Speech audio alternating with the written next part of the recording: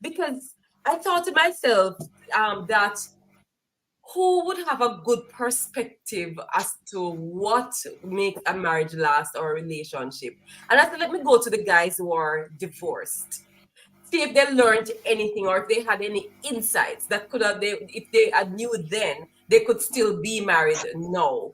And amazing that was, because those divorced people were saying to me, listen, it's just a pity that our marriage didn't last. And here we've made some blunders and some mistakes. And here, after so many years, here are some of the things that I think if we had done differently, we could have still been married today.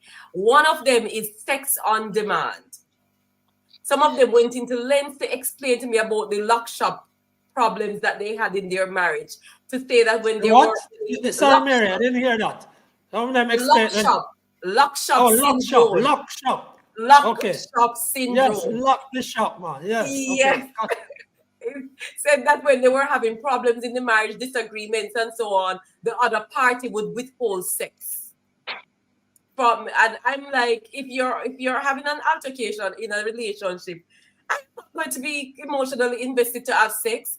But what I find out is that that doesn't stop the other partner, especially the man, from wanting to have him sex. And we can go back being mad after that. That's okay, but he wants his sex. So when the woman, especially who is emotionally bound up, lock the shop on him, then sometimes that leads to infidelity in the marriage, which can cause the breakdown. The second one is role respect. And they explained to me that with the dynamics of relationship, especially these days where the woman have more money than the man, women tend to become masculine in energy and emasculate the man, so the man doesn't feel like he's the leader or in the relationship he doesn't get a chance to play his role, and she doesn't respect his role as the provider and the patriarch in the relationship, even though he's bringing in less money. So the man would start feeling belittled. And him have another woman out there, of course, who is making him feel like the big man. Because you, as his wife, with your more, Excuse. you as his wife with the more money, emasculated and deball him, so him go out to another woman who pump it up and make him feel like a real big man. That. The third and final one is Mr. is shaking our head, but you go to the third one, please. You go ahead. the breathing space. They say even though you're one in a relationship, in a marriage, especially, you still need time to be you in that oneness. And this so you have to respect that in a partner, to give in its time, whether it is time with friends, time by himself, time to pursue the things that are important to him, and not crowd him or throw too much emotional baggage on him so he feels bombarded all the time and having no time for himself.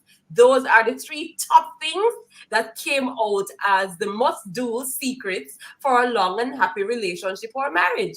What? Mary, thank you very much. Yeah, so you're saying sex, On money, demand.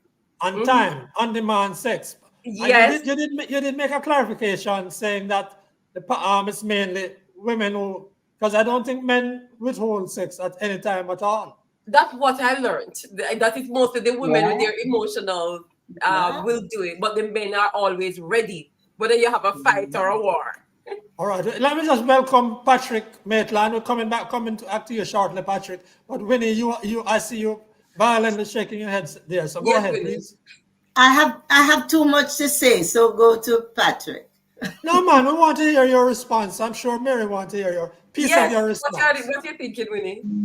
Let's hear the piece of your No, response. I'll just see if I can put it succinctly. Cheaters cheat. They don't need any excuse. And whether they're male or female, cheaters cheat. So when it comes to withholding sex, it's not a gender thing. It's a people thing. Absolutely. You mean men also withhold sex? No, the cheating. No, It's I'm not a asking. She gender said thing, it's a people thing. okay. Absolutely. I Both agree. of them, withholding sex is not a gender thing, it's a people thing. Men can use it as a weapon and women too. Agree. All right. Okay. Desmond has reserved his comments. Patrick, we welcome you. Now, for everyone who's been following, we have been following this matter of the diaspora conference. Next month, there's going to be a big conference in Jamaica, and that has been riven with controversy.